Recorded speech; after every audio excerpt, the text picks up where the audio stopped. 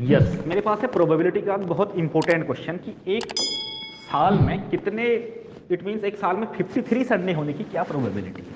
53 Sunday होने की probability का क्वेश्चन है, what is the probability of having 53 Sunday in a calendar year.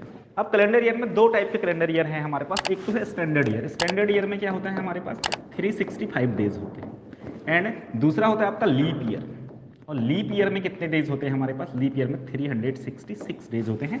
It means एक दिन बढ़ जाता है, एक दिन बढ़ जाता है। इट मीन्स जो फरवरी का मंथ है वो 28 न जाके 29 जाएगा। इट मीन्स इस साल फॉर एग्जांपल 2023 है, इट मीन्स 2023 है, तो इस बार की जो फरवरी है हमारी ये जाएगी 28। It means last day of the February will be 28। But अगर हम 2024 में एंटर करें नेक्स्ट ईयर, इट मीन्स 2024, तब फरवरी जो होगी उस टाइम पे हमारी 29 डेज की होगी। It means 2024 is a leap year.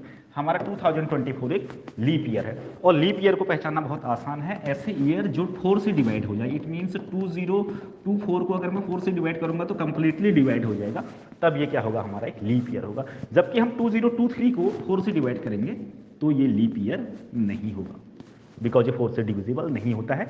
और लीप ईयर में कितने डेज होते हैं, मैंने कहा आपसे 366। स्टैंडर्ड ईयर या जो सामान्य जो हमारा साल होता है उसमें 365 डेज होते हैं। तो हमारा क्वेश्चन क्या है, हमारा क्वेश्चन है कि एक साल में 53 संडे होने की क्या प्रोबेबिलिटी है। तो देखिए अगर हम ले लें पहला केस, पहला केस मैं ले लेता हूँ स्टैंडर्ड ईयर, ये वाला 365 डेज। अब 365 डेज में संडे कितने होंगे, तो 7 से डिवाइड कर देंगे। तो 7 से डिवाइड कर देंगे तो ये कितना आ जाएगा आपका, ये आ जाएगा 7 5 जा 35, 1 कैरी, 7 2 जा 40 एंड 1 बच जाएगा। तो 52 संडे प्लस 1 डे, एक डे एक्स्ट्रा बच जा रहा है, रिमेनिंग बच जा रहा है।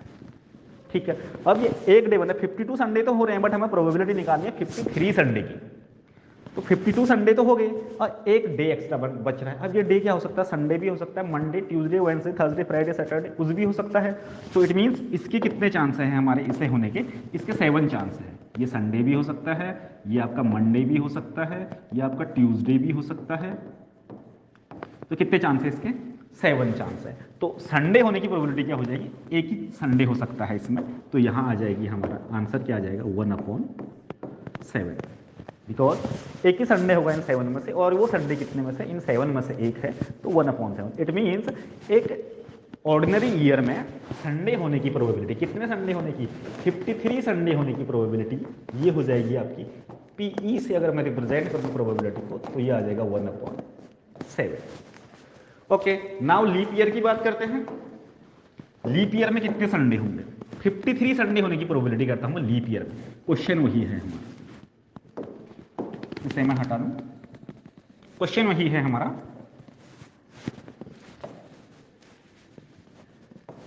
कि एक लीप ईयर में 53 संडे होने की प्रोबेबिलिटी। अब लीप ईयर में कितने डेज हैं हमारे पास, 366 डे है।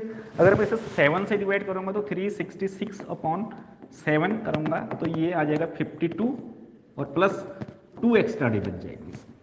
52 संडे तो होंगे ही होंगे, 2 एक्स्ट्रा डे बच जाएंगे। अब ये 2 एक्स्ट्रा डे कैसे कैसे हो सकते हैं, देखिए ये क्या हो सकता है, संडे और मंडे हो सकते हैं। दो ऐसा पॉसिबल है, एक डे संडे हो एक दूसरा मंडे हो, या फिर ऐसा ना हो कि ऐसा हो सकता है मंडे और दूसरा ट्यूसडे हो, या फिर ट्यूसडे और दूसरा वेंसडे हो, या फिर और क्या हो, वेंसडे और थर्सडे हो, या फिर थर्सडे और फ्राइडे हो, या फिर फ्राइडे एंड सैटरडे हो, या फिर सैटरडे एंड संडे। तो ये पॉसिबिलिटी है। 52 संडे तो होंगे ही होंगे, बट 53 संडे होने की प्रोबेबिलिटी निकालनी है। तो 52 हो गए। अब संडे देखो, संडे कहाँ कहाँ आ रहा है, यहाँ एक तो हमारा क्लियरली संडे यहाँ पे आता है और एक क्लियरली संडे यहाँ पे आता है, जो हमारी प्रोबेबिलिटी बन रही है। तो टोटल कितने हैं ये, अगर टोटल काउंट करूँ मैं तो टोटल हो रहे हैं 1 2 3 4 5 6 7 हो रहे हैं, और संडे कहाँ पर आ रहा है, 2 जगह पे आ रहा है। तो प्रोबेबिलिटी क्या हो जाएगी हमारी प्रोबेबिलिटी हो जाएगी केस में 2/7।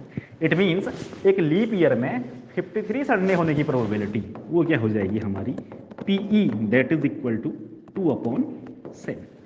तो ऑर्डिनरी ईयर में, ऑर्डिनरी ईयर मीन्स जिसमें 365 डेज होंगे, उसमें 53 संडे होने की probability that is P, that is 1/7, और लीप ईयर में 53 संडे होने की प्रोबेबिलिटी दैट इज 2/7। तो ये क्वेश्चन काफ़ी एग्जाम में या काफ़ी जगह हमारे कॉम्पिटेटिव एग्जाम में या हमारे रीजनिंग के पोर्शन में बहुत ज़्यादा पूछा जाता है, तो इस टाइप के क्वेश्चन को आप बहुत इजीली सॉल्व कर सकते हैं।